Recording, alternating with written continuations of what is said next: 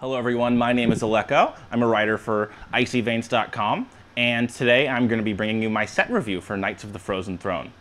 Before we jump into the ratings, I wanted to run down the system that I'll be using for rating the cards. My way of doing it is a little bit different from some of the other set reviews I've seen, and I have some reasons for doing it differently. So I'm going to be giving cards ratings on power and ratings on versatility from 1 to 5 in each of those categories. My reasons for rating cards on two different scales is because I think that cards should both be kind of viewed at how powerful they are in a vacuum, how powerful are these cards on their own, as well as how powerful are they in some kind of expected metagame or when they are compared against the rest of the cards. This should tell you two things. It should tell you which cards are kind of intrinsically powerful, which cards are worth trying to build a deck around and trying to do new things around, but also it should tell you which cards are kind of safer to craft going into day one. Cards that are less reliant on other cards to be good are, in my opinion, going to be much safer for you to spend your hard-earned dust on coming into a new format. Whereas cards that might be very powerful but are reliant on other cards to be good might not necessarily be as safe to spend your dust. So I'm going to run down a few ratings for you of different cards using cards from Journey to Ungoro, just to break down what a 5-star card looks like, what a 2-star card looks like, etc., for both power and versatility. So let's take a look at a few examples. The first of my two rating criteria is power, which is kind of asking how big of an impact does this card have on the outcome of the game. So the bigger the impact, the higher the rating. My example of a 5-star card from Journey to Ungoro is Sunkeeper Tarim. This is a card that has the ability to take a game that you're losing and turn it into a game that you are now at parity with your opponent or even winning. Typically 5-star cards have the ability to trade 3 for 1 or even more, and they're very rare. I would expect to give out about 2, 3, maybe 4 5-star ratings in an entire set. Next up we have the 4-star cards. My example is Lyra the Sunshard. This is a card that, under the right set of circumstances, has the ability to win the game all by itself. Or this is a card that is just far and away better than anything else that you'll be doing at this amount of mana or at this spot in your curve in your deck. These cards are not going to be exactly the card you need in every single circumstance. I would reserve that for 5-star cards. 4-star cards are cards that, even though they are capable of winning you the game on their own, they still require a few things to line up just right for you to be able to do that. Next up are our 3-star cards. My example is Tar Creeper. 3-star cards are the real backbone of your deck. This is going to be the majority of the cards in your deck. These are cards which play a very important role in your strategy. Either they're enabling you to survive to the late game, or they're pushing your aggressive strategy. These are not cards that are going to win the game by themselves, but these are certainly cards that are going to help facilitate everything that you're doing. Next up, we have the 2-star cards. These are cards which I would describe as a little bit more niche. I would expect that most 2-star cards would be played in a very limited number of decks, or only with the right synergy in mind. My example of a 2-star card from Journey to Ungoro is Earthen Scales. This really only fits into decks that already have big fatties, and it fills a very specific role in this deck. It's a good card in those decks when you need it, but it's also the type of card which is not going to see very wide play, and it's also the type of card that might sit in your hand for a while waiting for the right circumstance to be useful. Finally, we have the 1-star cards. These are cards that I would just not recommend putting really in any deck.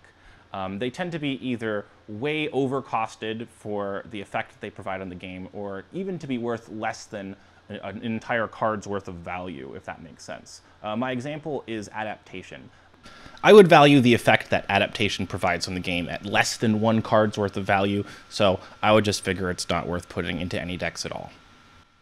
Our next criteria is flexibility, and what flexibility tells us is how much cards rely on other cards to be powerful. So very flexible cards don't really care what the metagame looks like, they don't really care how things have shaped out, they're just going to work in pretty much whichever decks they can fit into, whereas very inflexible cards are completely dependent on other cards to be good. These are cards that, even if they are powerful, might require so many cards to be good that If those other cards aren't good, then they're just not going to see play whatsoever. So what this tells us is that cards can be powerful, but they might not necessarily be flexible, and cards can be flexible, but they might not necessarily be powerful. So my example of a 5-star flexibility card from Journey to Un'Goro is Stonehill Defender. This card just gets played in everything. It gets played in aggressive decks like Evolved Shaman, it gets played in mid-range, Control, Taunt Warrior, all across the board. It's good early, it's good late, it doesn't really care what other cards are in your hand. It's just going to come down and do its job. Next up, we have the 4-star cards. These are cards that are good enough to see play in more than one kind of deck, and they are still not reliant on synergy to be playable, even if they do have some synergy to them or are potentially more powerful in synergy-based decks. My example of a card like this is Hot Spring Guardian. This is a card that clearly has some elemental synergy to it, but it's also flexible enough to see play in non-elemental decks. Next are our 3-star cards. 3-star cards are going to branch out into 2 different categories. The first of which are cards that don't really rely on other cards at all to be good, but they might only fit into one kind of deck. My example of a card like this is Free from Amber. It really only goes into Control Priest decks. If Control Priest isn't good, then Free from Amber isn't good. But it doesn't really need anything else to work, it just needs a home to fit in. The other example are cards that rely on synergy, but they might be able to fit in more than one type of deck. My example is Blazecaller, another elemental. Blazecaller does require other elementals to be good, but it can be played in Priest, it can be played in Shaman, it can be played in many different kinds of elemental decks. So you get a little bit more flexibility out of the card because it's not shoehorned into only one deck. My example of a 2-star card is another elemental, 3 in a row here, Kalimos Primal Lord. This is a card that really only fits into 1, maybe 2 kinds of decks, and it is very dependent on good elementals to be playable. If there are not good elementals, this card is not going to be good. Finally, there are the 1-star cards. These are cards that, going even a step further from the 2-star cards, instead of maybe requiring 10 cards in a deck to be good, these are cards that require maybe 20 cards to be playable. They really, really need a specific home to fit into. They need many effects to be playable. My example of a 1-star flexibility card is Clutch Mother Zavas. This card really only fits into a Discard Zoo style deck. If Discard Zoo isn't a thing, then this card isn't a thing. All right, so now that we understand how I'm going to be reviewing the cards, let's actually start reviewing some. We're going to start out with Druid and work our way down the classes alphabetically and end up with all the neutral cards. And I'm also going to be working my way from the highest rarity down to the lowest rarity, beginning with all of the new Death Knight cards. So the Death Knight cards are kind of the marquee cards of the new set in the way that the quests were the marquee cards from Un'Goro. There's one for each different class, and the way that they work is they're going to come into play, give your hero some armor, they're going to have a battle cry effect, and then they're also going to change your hero power for the remainder of the game. So the primary thing that I'm looking at with these new Death Knight cards is how powerful of an effect do they have right when they come down? How much do they stabilize the board? How much can they catch you up if you're behind? Lots of these cards obviously have very powerful effects, but they also cost a lot of mana. They typically cost between 7 and 10. So what this means is, if you're paying this much mana for something, it better have a strong effect on the game right now. If the card doesn't have a strong effect on the game right now, how many times am I going to have to use the hero power to recoup the cost of the card that I spent on it, as well as the cost of the mana that I had to spend on it? I generally don't want to be playing these cards at a significant tempo loss if I could just play another card that costs just as much and affects the board immediately. So the very first card I will be reviewing is Malfurion the Pestilent. This card, I think much to the surprise of many people, is perhaps my favorite of the Death Knight cards. I think it's at the very least top 2 or 3 of all of them. The thing that I really like about Malfurion is that he really affords you the ability to take a turn off to play him, because you're given the choice of when you're kind of behind or when you're facing pressure to make 2 1/5 taunts, which will definitely allow you to soak up some damage and not die, hopefully, in that turn. Or if you're ahead or if the board is a little more stable and you feel comfortable, you can make 2 minions that have poison to threaten to kill minions in future turns and to get ahead on cards. I think that the flexibility that the Battlecry effect affords you makes it one of the strongest Battlecry effects, certainly the strongest for its mana cost. It also does work with Fandral Staghelm, as does his hero power, which I also think is one of the most substantial upgrades of hero powers. To be able to choose between applying pressure or to be able to give yourself the cushion of 3 armor per turn is really huge in mid-range decks, excellent in control decks. I think this card's very flexible. It definitely gives you your mana's worth when you play it, and I have pegged it as one of the most powerful cards in the entire set. Next up, we have Hadronox, which is a card that I think is just a bit off the mark for being a very powerful card. This hints at what is one of the decks that I think Blizzard is suggesting you should make, which is a taunt deck. There are several Druid taunt cards that we'll be seeing very soon, and if the taunt deck is good, then certainly this will be one of the best cards in that deck. But I think it's really only playable in a very dedicated taunt deck. Perhaps one of the things that's confusing about it is that it has a death rattle ability, but it also has a very high amount of health. So I don't think it's going to be very reliable. I do think its effect is very strong, and if the taunt deck is good, this deck will be good, but I think that the taunt deck is going to miss the mark and will not be as powerful as some of the other strategies, which is why I gave this card a fairly low rating. Next up, we have one of the cards that I'm most excited about in the entire set, Ultimate Infestation. This card is just absolutely nuts. It has the potential to be an 8-for-1. It affects the board, it gains you life, it draws you a bunch of cards. I think any Druid deck, perhaps with the exception of Jade Druid, that is looking to go to turn 10, wants to play this. It's just so powerful, so good. I would be very, very, very surprised if this card does not end up seeing some pretty extensive play in ramp decks, any kind of potential control decks, or the taunt deck. It's just extremely, extremely powerful. It's very obviously powerful, and I think potentially one of the most powerful cards ever printed. Fate Spinner is yet another very powerful Druid card. I expect this card to see a good amount of play in any non-aggro decks. I think it's just a little bit too slow for aggro decks, or perhaps a little bit too risky, although I could see it potentially working as some sort of combo piece to give all your minions 2/2.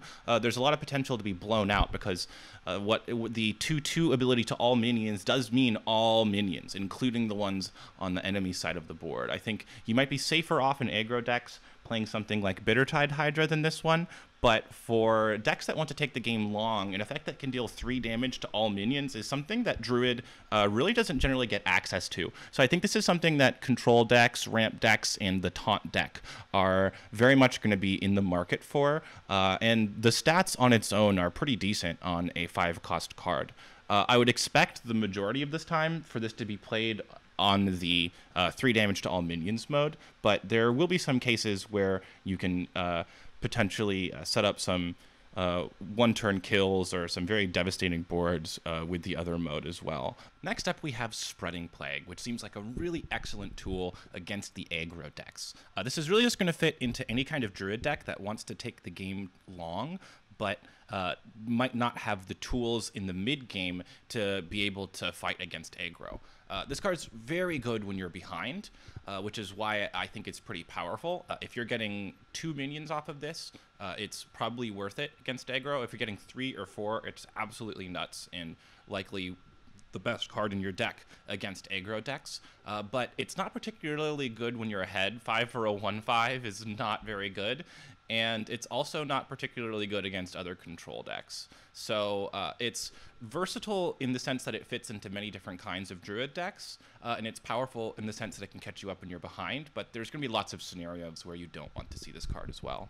Just in case you thought that Druid weren't getting enough new tools this set, here we get Druid of the Swarm, which I believe to be one of the most flexible cards coming out of Knights of the Frozen Throne.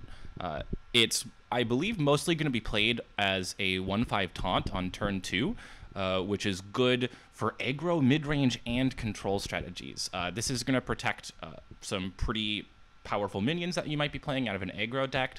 It provides a ton of stats in the meantime. This card also works great with Mark of the Lotus and Power of the Wild when you play it as a 1/2 poison, because then you might be able to kill multiple cards with your poison ability, buffing up the toughness end of it. So I think it's going to be a great tool in aggro. I think it's going to see play in mid-range and control decks to kind of help fight off against other aggressive strategies. I think this is just an excellent, excellent card that slots into all kinds of Druid decks. Strong Shell Scavenger is a card which is clearly a plant for the taunt deck, so if the taunt deck is good, then I expect this card to be very strong, and if the taunt deck is not good, then I expect this card to not see play at all. I think the dream with this card is to go turn 2 Druid of the Swarm, turn 3 Tar Creeper, and then play this on 4, and you get +4/+4 worth of stats onto your minions, as well as a 2/3 for 4 mana, which is very, very strong. I think if you can play this and hit 2 taunt minions, you're very happy. And if you hit 1, then it's at least not an embarrassment. But this card is not good in all scenarios, and it's not going to see play outside of the taunt deck. Our first common is Gnash, which is just a total pass for me. It's worse than Wrath, it's worse than Claw, and I'm just not going to try to play this in any decks at all. Our next card is Webweave, which I think is a card that the community is actually sleeping on quite a bit. This is a card that costs 5 now, but it cost 4 in development, and its cost had to be raised because it was too powerful, which is the same story as Lyra, which was another card that the community was sleeping on. But that's not the reason that I think this card is going to be solid. I think the reason this card is going to be solid is because Druid really lacks ways to clear large minions, and it's going to be difficult for your opponents to kill 2 poison minions without giving up something to do it. Barring an effect that deals 2 damage to all of your minions, I see this card at least trading for 1 large minion of your choice. So it's not the most powerful card in the world, but it is a card that I think is going to see play in certain decks, particularly decks that are looking to take the game long or are capable of protecting these 2 poison minions with taunts. Our final Druid card is Cryptlord, which is another card for the taunt deck, but I think it just gets outshined by some other options. I think it's quite a bit worse than Druid of the Swarm, and it's certainly not as good as Tar Creeper on curve. The life gain effect might not gain you much more than 2 or 3 life. So if you kind of treat that as a battle cry, gain 2 life, or battle cry, gain 3 life, instead of as a ongoing ability, I think that this just stats out a bit worse than Tar Creeper does in the same spot in the curve. So this wraps up Druid. My thoughts on the class overall are very positive coming out of Knights of the Frozen Throne. I think that they got some very versatile tools. They got a lot of tools to help them against aggressive decks, and they also got 2 extremely powerful cards. 2 of the 3 or 4 most powerful cards in the set, in my opinion, with the Death Knight Malfurion, as well as Ultimate Infestation. I think that ramp decks are going to be good. I think that control decks are also going to be playable. There is clearly a taunt deck theme that's going on with this class. It might be that the control deck that I'm envisioning that plays Ultimate Infestation is this taunt deck. It's a deck that plays a ton of taunt minions to not die and then just wins when it plays Ultimate Infestation. It could very well be that those are the same deck. It could also be that there's like a separate, much more taunt-focused deck going on, but I don't think that a deck which is purely taunt-focused is going to get there without the ability to do some really powerful stuff in the late game, and I'm not sure if Hadronox on its own is going to be able to do it. But I do think that late game control-oriented Druid decks are going to be powerful in this set. Aggro Druid didn't get nearly as much to improve, but it was already a very good deck, so I would expect that deck to stick around as well, despite the fact that it doesn't really pick up a lot of new toys. Our first Hunter card is Deathstalker Rexxar, an incredibly cool card with a very, very unique ability. So just to explain what the Build-A-Beast ability does, it will give you 2 beasts to choose from. So it'll pop up a discover window. The first window will be a beast with text. So this is something that has an ability that triggers when you do something, such as Vicious Fledgling. The second ability will be a beast that has a keyword ability, such as Wind Fury or Charge. And then it will create a combination of these 2 beasts and put it into your hand for you to play. So it will just add all the text, all the abilities, the mana cost, attack, and health, all together into a new card that you can then play later. This is a card that offers you a ton of versatility going forward into the game, a lot of power, and it's a card drawing engine which really threatens to take over. I think the number of times you have to use this ability and then play the beast from it before the game should be well within your grasp is like 2 or 3. So that means it's really not that many times, but it does require that you have the ability to play it. You can't really be super far behind in building beasts as your opponent beats you in the face. So the next thing we have to look at is how good is his battle cry ability? How much does it stabilize the board? And the answer is, well, not a ton. But the good news is that you're playing him on turn 6, which is not particularly late in the game. You should be fairly stable if you're curving out into this with beasts, and should be able to afford to play this card. There's a lot of scenarios I could see where you're at parity and this battle cry ability really takes over the game, but there's some other scenarios I can see where you're pretty far behind and this battle cry does not do much, and you won't really be able to have the time to sit back there and craft beasts, and you probably would have benefited from doing something that affected the board more immediately on turn 6. So overall, this is a really tricky card to evaluate because there's so many new things going on here, but to me it seems like a very, very powerful tool in mid-range and controlling decks that offers you the ability to just take over the game if it were able to go long. It's not a card that's always going to be able to catch you up if you're behind, which is something that I look for in these Death Knight cards, but it is definitely a card that should be able to close out a game that you are leading in, and all for the cost of just 6 mana in one turn, and then a hero power in pretty much each preceding turn, because it seems like that's probably the best thing you're going to be doing, is crafting these fantastic zombies together and overwhelming your opponent with the card advantage created by that. Next, we have Professor Putricide, which is a card that I think is quite powerful, but not exactly super versatile. I think it'll only fit into secret decks. I thought about the possibility of playing this in more mid-rangey decks, where you just included a few value secrets, but Hunter doesn't exactly have the best value secrets as is right now. I think you want to be in a dedicated secret deck for this to be good. And in a non-dedicated deck, the likelihood that you play this as a vanilla 5/4 is a little too high. That said, in the secret decks, this effect is very good.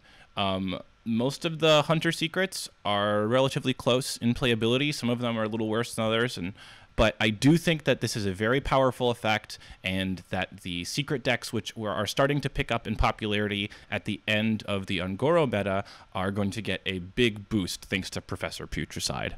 Toxic Arrow is a card that I don't expect to see a lot of play. It does have some versatility to it because it has the ability to kill minions with 2 or less health, and it also has the ability to give one of your own minions poisonous in certain circumstances where you really need to kill a larger minion, but it's worse at killing 2 toughness minions than Grievous Bite and Arcane Shot, and it's also worse at killing large minions than Hunter's Mark is. So I don't really see this one seeing a lot of play. Abominable Bowman, despite the excellent name, is not a card that I'm super excited about playing. This is the first card that we're going to see which is meant for this Death Rattle deck, which is being pushed in some of these new cards here, but I think it's just a little too expensive for that deck. If you're to be able to guarantee that when it died, it would summon something such as the Savannah Highmane, then I would definitely be interested in this card, but I think in the Death Rattle deck, you're going to need to run too many cards which have low power Death Rattle effects that you wouldn't be super excited about spending 7 mana on this card and getting back one of the lower value Death Rattle cards. So I think though this does have a powerful effect under the right circumstances, I think this one's going to miss the mark. Exploding Bloatbat, that's a hard one to say.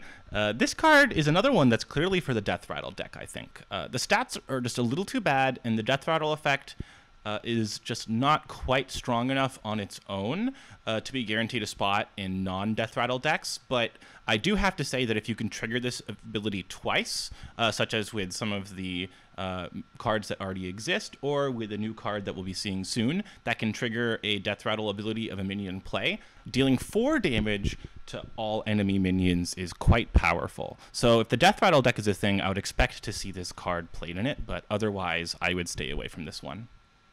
Corpse Widow is yet another Death Rattle card with some decent stats on it, but I think it just comes down a little bit too late in the curve for it to have a big effect on the game. If this cost something like 2 or 3 and had worse stats, or maybe even just reduced the cost of Death Rattles by 1, I'd be a little more excited about it, but as is, I'm not really looking to build my deck around this card. Our new trap for the set is one that's still not quite good enough to make its way into non-trap decks, but it's one that I do think is going to be quite good in the Hunter Secret decks.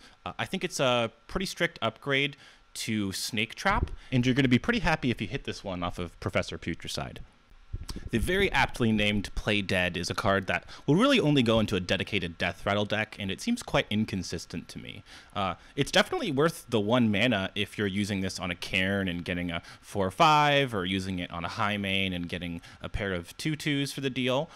But this is a card that might sit in your hand without a use, and it's definitely not particularly good when you're behind and empty on board. So I wouldn't look to play this in anything but the dedicated Death Rattle deck. Stitch Tracker is a card that I'm really excited about. I think this is going to slot into pretty much any kind of mid-range or controlling deck. The aggressive decks aren't going to really be able to afford to take a turn off to play this one, but I think that pretty much everything else, particularly decks that really rely on a single card to be effective, are going to really want this one. So the first and most natural home for me seems like the Secret deck. Using this to grab a copy of Professor Putricide seems like a really good way to curve out 3 into 4. So I'm pretty excited about the possibilities of this card. Very versatile, and I think this is a big upgrade for Hunter that they really needed to be able to play a more diverse range of decks. Our final Hunter card is Bear Shark, a card with perhaps my favorite art in the entire set. It's a very cool card. This one curves excellently into Houndmaster. If you go 3 into 4, that's really tough for an opponent to beat. So I think it's going to work very well and be a powerful tool in the Beast decks and in some mid-range decks as well. However, the power of this card is very dependent on how many 3-power minions are getting played. Also, it does not line up particularly well against Fiery War Axe. So I really think the power level of this card depends on how many 2-mana cards are going to be able to trade up into this and kill it. That said, I do think it's going to fit very naturally into the Beast decks, and I do expect to see a lot of this card. So coming out of Ungoro, Hunter was really a class that only had one viable archetype, which was the mid-range beast-oriented deck. But I'm actually very happy with some of the changes that I see here in Knights of the Frozen Throne, and I would expect that there are going to be multiple viable archetypes. I think Deathstalker Rexxar is one of the most powerful cards in the set, and I certainly anticipate to see it in mid-rangey and control-type decks. Hopefully there can be a control hunter that uses something like Call of the Wild as their finisher in it. I also think that the Secret deck has a lot of potential, and that Professor Putricide and as well as Stitch Tracker are going to give a lot of game to those kinds of maybe perhaps more narrow decks. The final thing I want to talk about is the Death Rattle deck. They definitely tried to push this deck. They printed about 4 different cards that really only fit into this deck. So hopefully this deck can actually come together, but at the moment I'm not super optimistic that these cards are going to be the ones to create that archetype. But overall, I'm very happy with the changes that I see to Hunter, and I hope that going forward they're going to have several viable decks in the metagame. This brings us to Mage, and of course, our new Death Knight card, which is Frost Lich Jaina. Jaina is going to be the first Death Knight we look at that I believe only has some pretty narrow application to it. It costs 9 mana, which is a lot of mana, and the effect that it has is that it creates a Water Elemental, which is a 3/6 that freezes everything it touches, and Jaina also gives all of your elementals lifesteal for the remainder of the game. So on its own, I don't think that creating just this Water Elemental is enough to make this a powerful card. Of course, the hero power that you get also gives you the ability to create more elementals going forward if you are able to actually kill minions with your hero power, which, as we know from experience, is not super hard to do.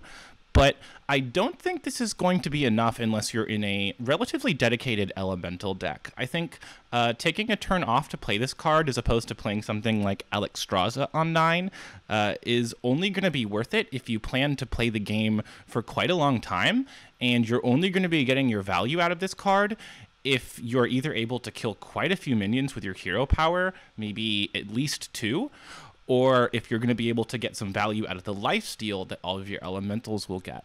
However, there was only one new elemental card that was printed in this set for Mage, so I really don't think the elemental deck is going to be a thing on the back of Jaina alone, so I don't really expect Jaina to see much play.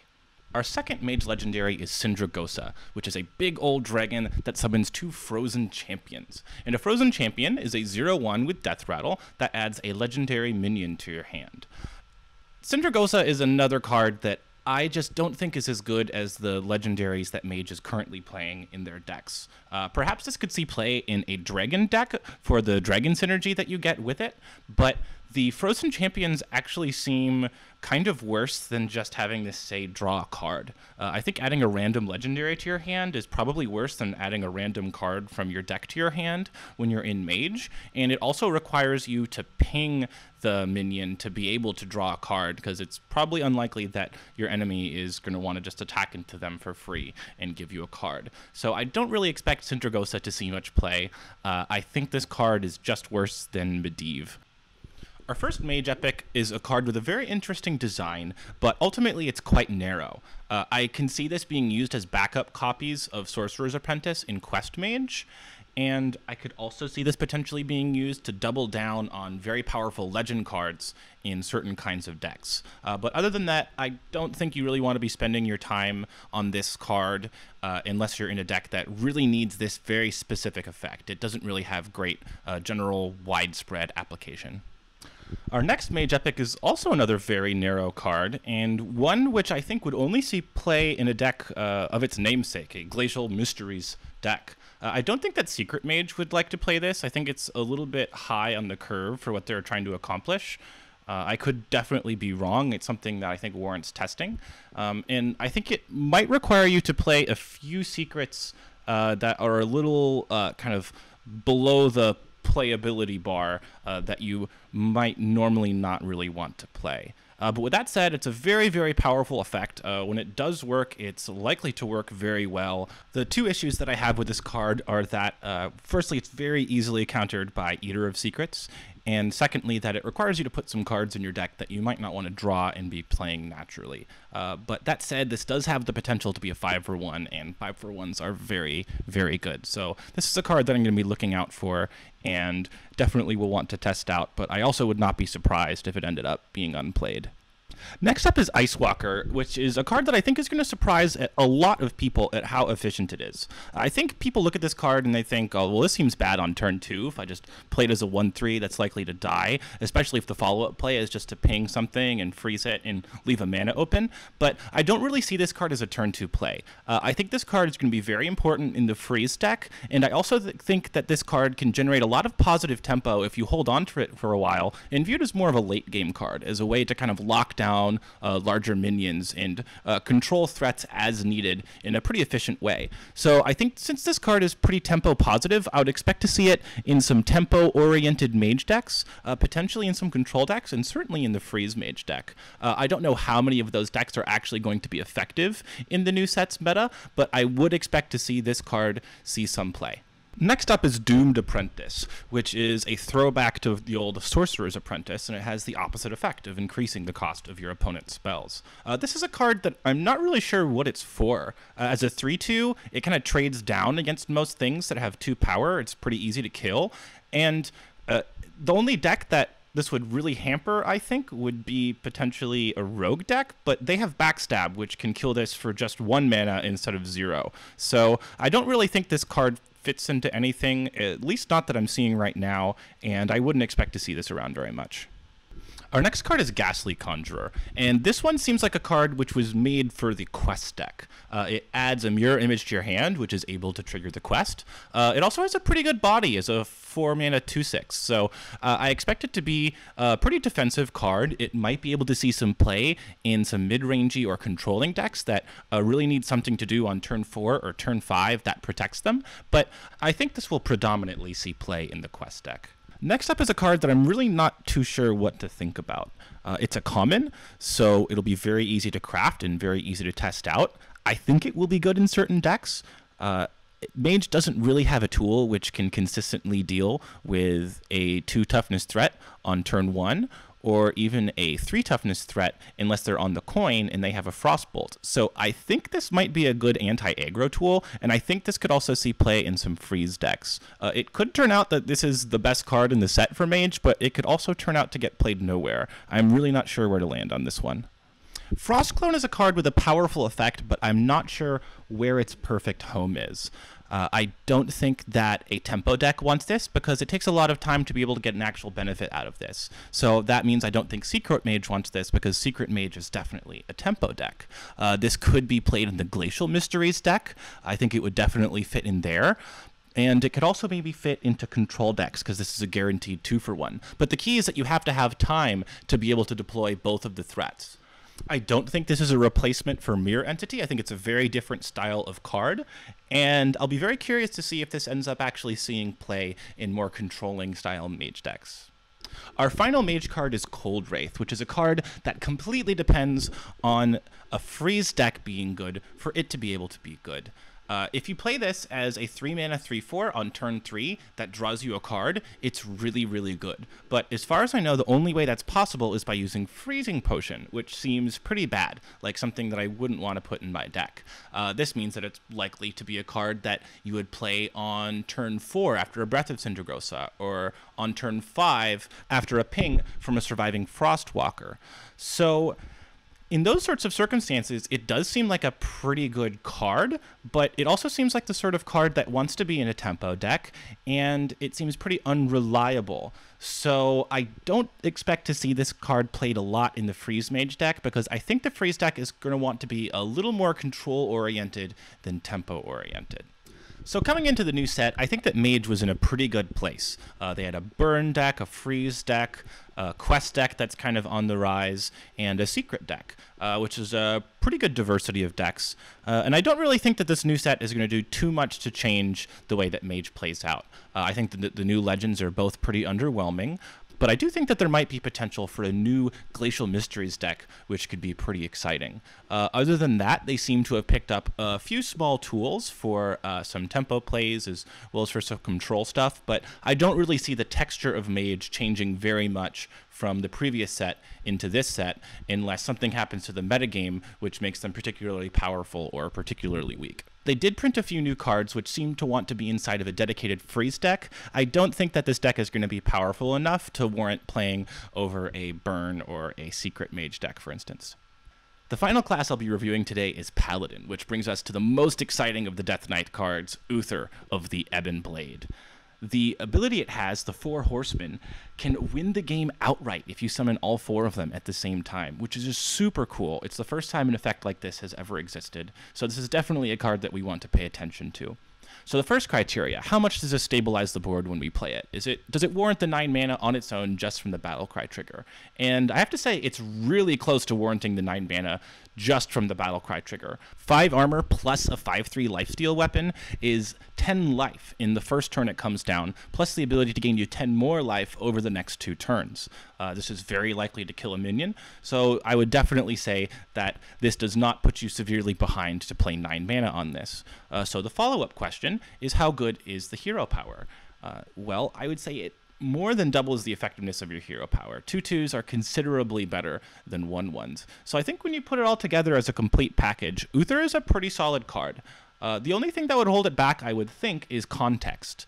You probably do not want to play this in a very aggressive deck.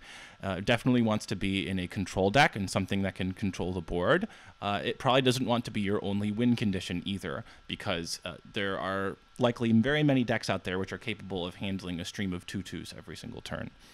I do think that this is going to be an extra finisher or another tool on top of Tyrian Fordring for Paladin to assert their control over a game, but I do not think that this card in and of itself is going to make the Paladin class or make Control Paladin completely busted. So I do think it's fairly versatile in the sense that it can go into mid-range and Control Paladin decks, and I do think it's pretty powerful, but I don't think it's the most powerful of the Death Knight cards, and I wouldn't expect to see the 4 Horsemen be assembled at the same time very often. Next up is another card that I think you can just add to the long list of very powerful Paladin legendaries. It is Bolvar Fireblood. This is a guy that he seems like a plant for the Divine Shield deck, which we're going to be talking about a little more going forward, but he just has so much stats. Even as just a 1/7 that gets no other triggers other than its own, he becomes a 3/7, and he just seems like a nightmare to deal with if you throw a Spike Ridge Steed on him. If you go this into Spike Ridge Steed, it's just, that seems pretty brutal. He obviously gets even better if your deck does have Divine Shield synergy, but I think he might be good enough to stand on his own in decks that run Spike Ridge Steed and Blessing of Kings, just because of his very, very large butt. I expect to see this guy in a variety of mid-range strategies, as well as the dedicated Divine Shield deck. Blackguard is a card just like Bolvar, which has a lot of stats and a really big butt and seems like a pain if you put a Spike Ridge Steed on him. The problem is that he costs 6, just like Spike Ridge Steed, and you can only have so many of those in your deck. So I just don't think he's going to be played unless you have a pretty dedicated life gain deck.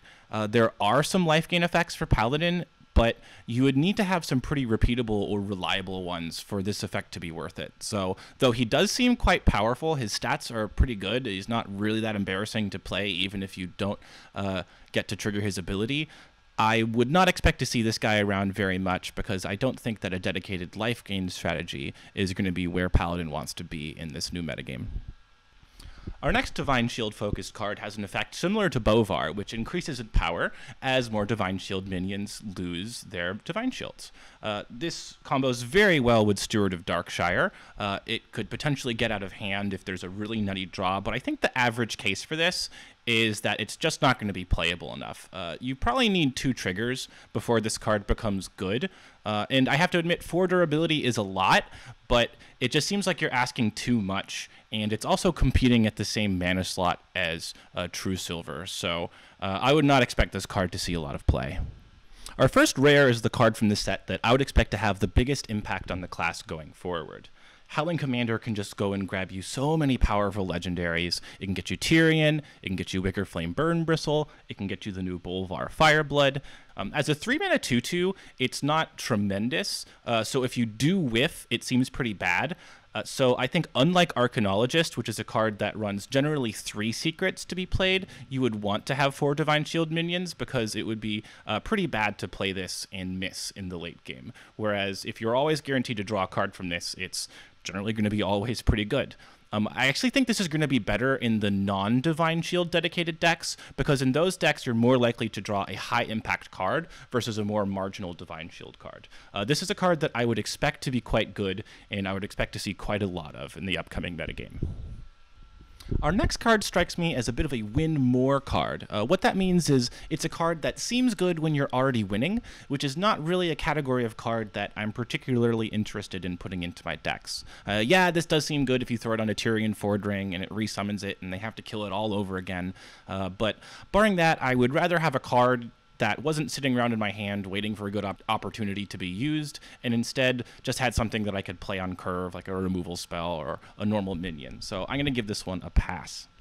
Arrogant Crusader seems like a card that has a very high ceiling and a very low floor. So it has a couple of things going for it that I like. First of all, it's pretty high power for only 4 cost, which means that your opponent is likely to want to trade into this on their turn, and you're likely to want to keep this, which means that the Death Rattle trigger, which only triggers on your opponent's turn, I think is more likely to happen with this card than some of the other cards that we'll see with this ability in some of the other classes going forward.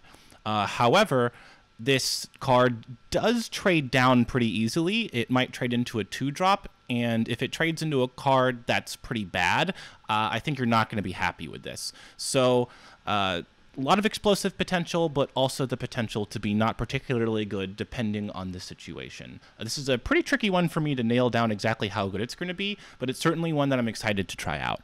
Our first of the commons is another tricky one to evaluate. It's definitely a very versatile card. It can be used to buff up your Silverhand Knights, but it can also be used to tone down a minion, which is pretty big from your opponent. So I really like that about the card, the flexibility that it offers, but I'm not sure exactly which deck wants it. I think this is a sort of card that warrants testing and is pretty low risk to test since it doesn't cost a lot of dust to do so. So I'm going to err on the side of caution and say that this is not a super, super powerful card, but that it is a card that's worth putting into some decks. Our second to last card of the day is Chillblade Champion, one of the very first cards that was spoiled from the upcoming set. This was the first card we saw that had the Lifesteal ability, and it also has Charge, which means that the fail case for this card is deal 3 damage to a taunt minion and gain 3 life, which is not a terrible fail case, but that does seem worse in a vacuum than Hammer of Wrath. If this gets 2 hits in, then it does seem a lot better than Hammer of Wrath. If you could, for instance, hit a minion that only has 1 power, or go straight to the face, and then force someone to trade into you, deal 3 damage, gain 6 life, seems pretty good for just 4 mana.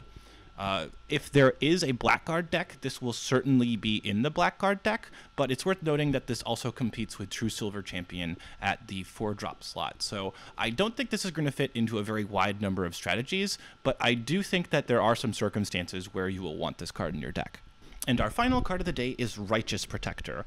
This is a card that the more I think about it, the more I think it's going to be used in a kind of non-predicted way. I don't think this is going to be a instant include in the Divine Shield deck because it's pretty underpowered in a sort of mid-range strategy or a deck that's trying to go late. It's certainly not the sort of card that you want to draw off of your Howling Commander. I think this is just going to go into aggro decks or any decks that might want to protect some kind of combo piece. As an aggro card, this is pretty good on turn 1.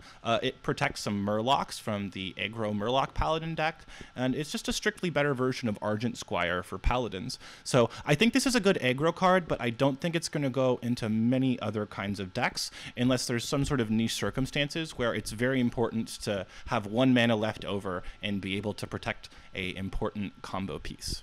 Looking back on Paladin, this is a class that I think improves a lot. I had 4 cards that were rated at 4 power. I had 3 cards that were rated at 4 versatility. I think that they're both going to improve on existing decks with some of the new cards they have, and they're going to be able to potentially make some new decks. There's the potential for a kind of life gain deck that's built around Blackguard, as well as the potential for a Divine Shield focused deck. But I think when everything's said and done, they're going to be able to take the tools that they already have and improve upon them with some of the new toys that they're getting from Knights of the Frozen Throne.